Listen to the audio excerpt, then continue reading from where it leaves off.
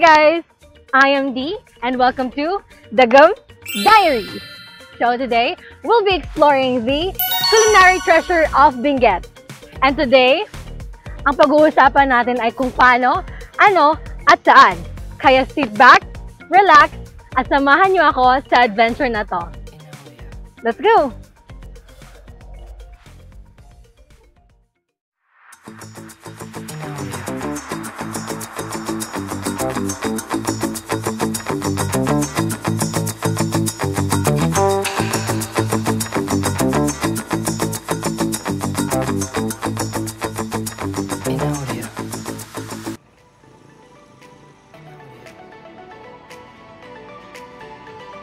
Sa video na ito, ating pag-uusapan ang isa sa pinaka-unique na traditional food preparation mula sa Cordillera region.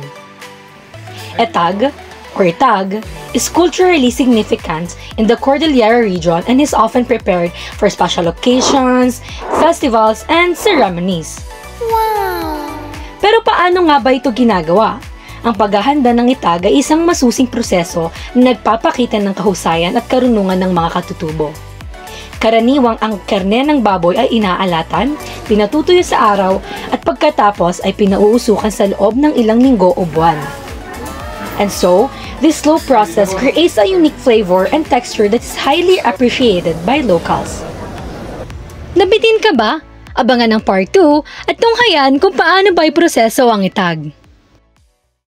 At ayun na nga, that's a wrap for today's episode. At alam kong nabitin kayo, kaya stay tuned for part 2. So kung nag-enjoy kayo, please don't forget to like, comment, at mag-subscribe para sa mga fun content.